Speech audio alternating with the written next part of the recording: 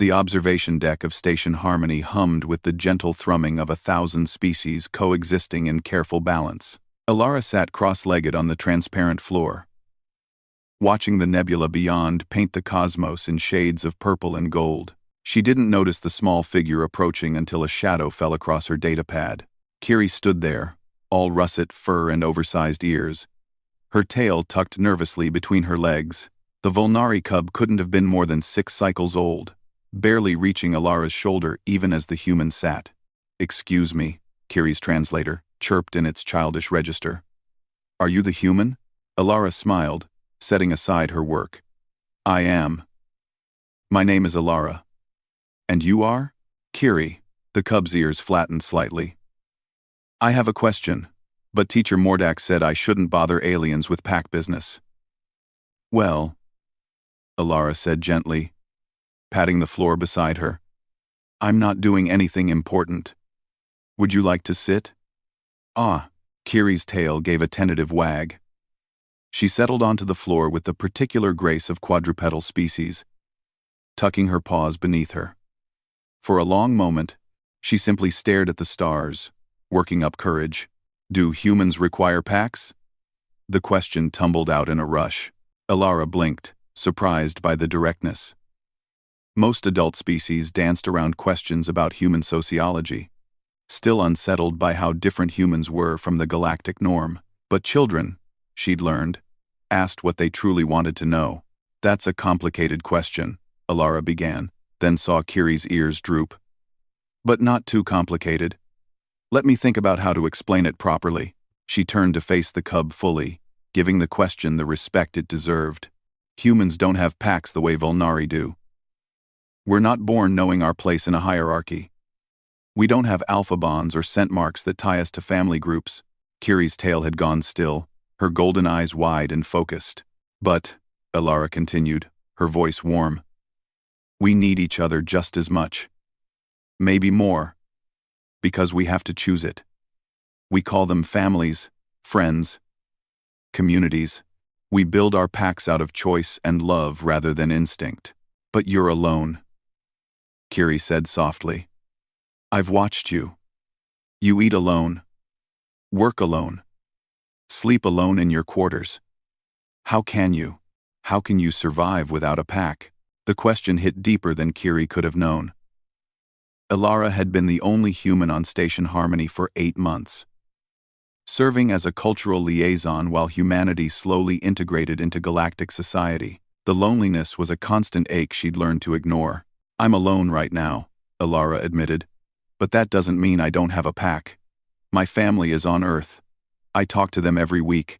My friends send me messages. They're far away, but they're still my pack. Distance doesn't break those bonds for humans." "Doesn't it hurt?" Kiri asked, and there was something raw in her voice. "Being away from them?" Alara studied the small cub, seeing past the academic question to the pain beneath.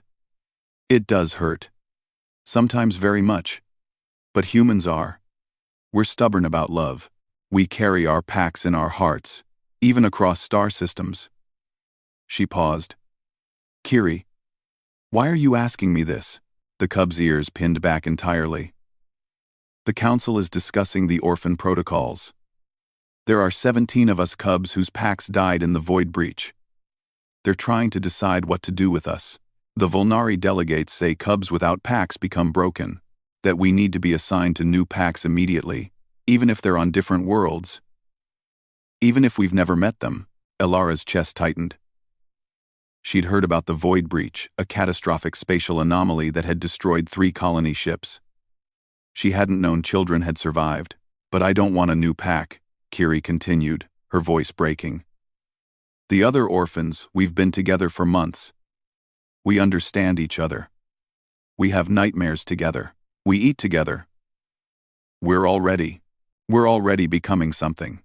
But the council says it's not a real pack because we're all cubs.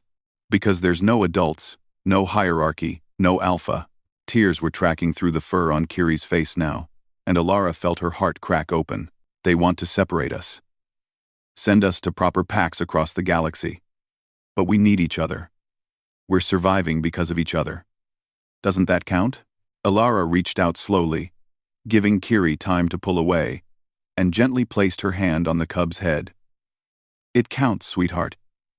It absolutely counts, but they won't listen to us," Kiri whispered. "We're just cubs, and we don't fit the definition of a pack in any species protocols." The human's mind raced. She thought of human orphanages, of foster families, of the million ways humanity had learned to care for children without traditional family structures, of how humans had always understood that love and survival could take infinite forms. "Kiri," Alara said carefully, "what if I told the council that humans have protocols for this, that we have systems where cubs' children can stay together, supported by rotating adults who teach them and care for them, but don't break their bonds with each other?" The cub's ears perked up slightly. "Would they listen to you?" "I'm not sure," Alara admitted. "But I'm going to try. And I'm going to bring data, and proposals, and every argument I can think of, because you're right, what you orphans have built together, that is a pack. It's just a different kind." She stood, offering her hand to Kiri. "Will you introduce me to the others? I'd like to meet them before I speak to the council." Kiri's tail began to wag, slowly at first, then with increasing hope. She placed her small paw hand in Alara's palm. 3 weeks later, Alara stood before the Galactic Council, presenting humanity's first major cultural contribution to interspecies law: the concept of chosen family. She spoke of orphanages and group homes, of Big Brother programs and community raising. She presented psychological data on resilience and trauma bonding, on the importance of maintaining connections during grief. But more powerfully, she brought the 17 orphans themselves. One by one, they testified about their pack, their chosen, desperate, beautiful pack. They spoke of how they comforted each other through nightmares, how they'd assigned each other roles not by hierarchy but by preference and ability, how the eldest cubs taught the youngest, how they'd created rituals and bonds that had nothing to do with blood or instinct and everything to do with survival and love. The council voted to establish new orphan protocols. Cubs who had bonded through shared trauma could petition to remain together, supported by trained multi-species caregivers who would provide structure without severing the children's bonds with each other. It wasn't perfect, no bureaucratic solution ever was, but it was a start. As Alara watched Kiri and the others celebrate, their tails wagging in synchronized joy, she thought about what the cub had asked her on that observation deck. Do humans require packs? The answer, she now understood, was both simpler and more complex than she'd first explained. Humans didn't require packs. They created them. And maybe, she thought as Kiri bounded over to hug her legs, that was the most human thing of all.